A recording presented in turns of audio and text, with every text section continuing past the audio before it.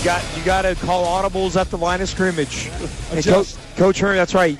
Coach Herm knows all about adjusting. And Coach Herm Edwards just sat down and said, "Hey, you guys want to talk right now?" And Coach Herm, why not, right? Why not? There's nothing else to do. We're talking about football, right? Hey, we're at the Super Bowl. Now, come on. Coach, this is great because ESPN has you on a radio tour here on Radio Row. You're talking to over 45 radio stations in a 4-hour time period.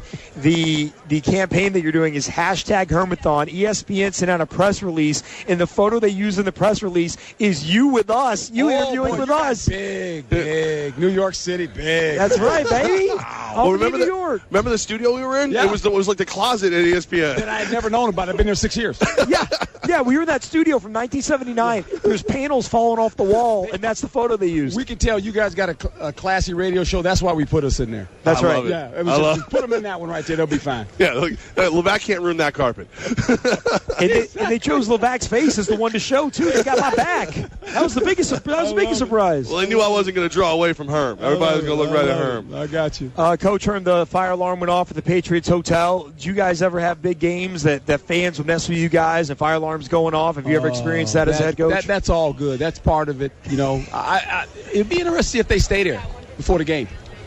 If they don't move hotels. Yeah. I've seen teams do that in the past, move hotels. It'll be interesting to see if they do that. So because now the fans know where they are, kind of. Well, I just think sometimes coaches just do that for some reason. I don't suggest that they are going to do that, but that's just part of it. It's good. It happened today, which is fine. You don't want it to happen, obviously. Well, to be quite honest, I played in one of these. You don't sleep the night before anyway. Yeah. You're tossing and turning. That Saturday night, you ain't getting there sleep. But you would prefer that you're not sleeping because you're in bed, not because the fire alarm goes off, though. Yeah, I mean, that's never a lot of fun, but that's part of it. So you always test your teams by the adversity they face, and both these teams have faced that during the course of the season. When you think about how they started, when you think about both of them, really, I thought faced a lot of adversity when they played the Kansas City Chiefs to kind of turn their seasons around. Both these teams lost in Kansas City, and from that day forward, they found their way. Now. You played in one of these. Yes. How much has it changed? Oh, like this here. When I played Super Bowl 15, there was 350 media credentials given out. There's over 5,000. Yeah. Oh. It's nuts. So there's 350 in this immediate area. Yeah, that's what I'm saying. So there's over 5,000. So that's the number. Do you still get amped up even just watching it? I'm pretty calm. People think I don't know. It's funny. Like perception always can create a reality for some people, and I know the perception probably of me is that this is, he's always he's always excited. That's on the outside, right? But on the inside, I'm very methodical.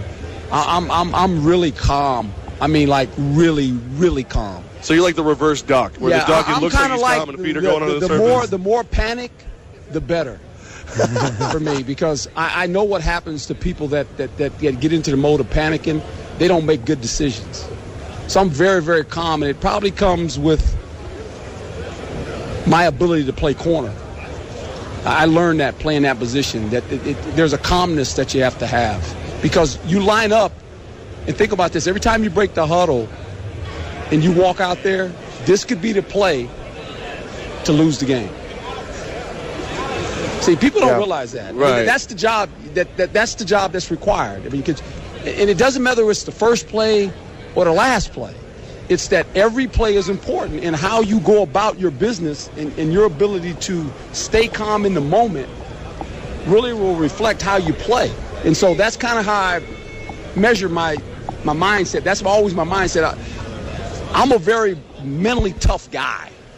Right. And emotionally, I might be way over here. But I'm always thinking. And people say, well, he's out of control. I'm not out of control. Trust me. There's a method to what I do. And sometimes it's to really the opponent saying he's out of control. As soon as they think that, they've already lost. I got him.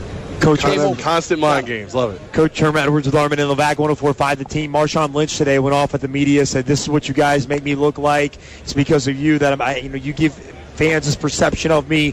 We kind of feel like as media members that we just won. He had this great bit going where he didn't talk, he didn't give us anything.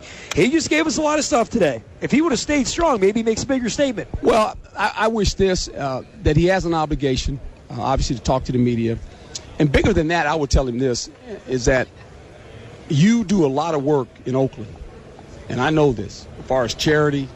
There's a lot of young kids that you're the role model for. And your actions the last couple weeks, when you go before the media, it sends a mixed message.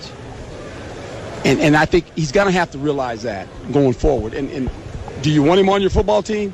He's the first guy on the bus, guys. Yeah. Right. Okay? All that, I get it. The media stuff, there's a responsibility. He's been consistent. Now today he broke his silence, obviously, and whatever.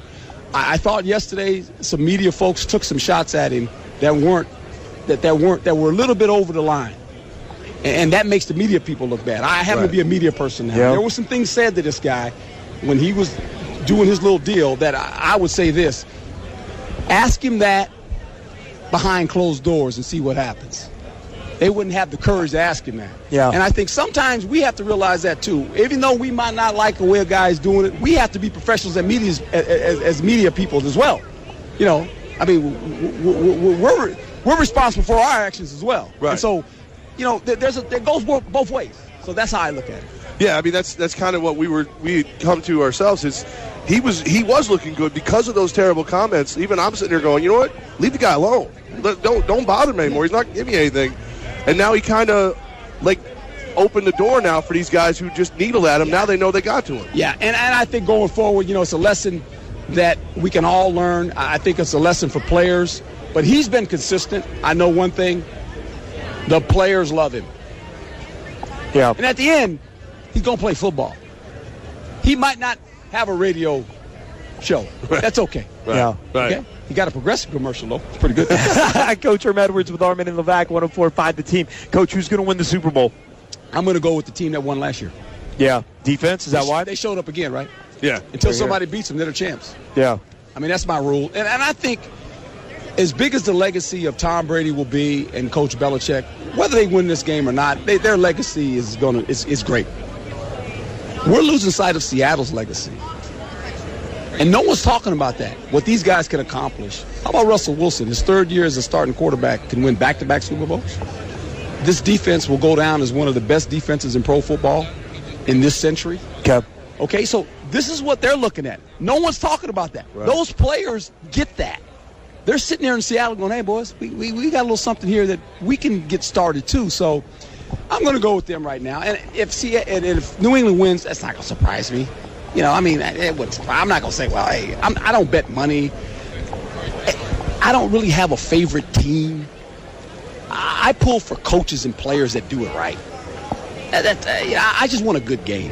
But you got to pick somebody. I'm going to go with the guys who won last year. I picked them last year. I'm going to stay with them. So you're not going New England because they don't do it right? No. I'm not saying they didn't do it right. I didn't say that one bit. No. That didn't come out of my words. I respect Coach Belichick. Know him personally. Tom Brady, they're fine. They're first ballot Hall of Famers, in my opinion. Do you think some of the talk about Gronk, that he's not that good, he's just big, do you think that's going to get to him and motivate him in the game? Oh, he's going to be motivated when he likes playing football. Yeah. Hopefully that doesn't get to him where he gets out of his comfort zone. Right. This football is a game of strategy. Not only game planning, but a little bit of giving somebody the business. And if you can get a guy out of his game, so be it. Hey, I played corner. I get it. There was guys, I knew I'd get to this guy early. I got it. Okay. Revis or Sherman? Who's better? Somebody asked me that question. I'll ask you a question, and you answer this one, and I'll give you an answer. Okay. Who do you love more, your mom or your wife? Okay. There's a question. When you answer that one, I'll answer yours. Well, he's not married. Well, yeah, I'm divorced. He's divorced. Yeah, I'm divorced. So, I mean, it's my mom, but I know what you mean. I understand your point. That's why I didn't. But you loved her because you married her.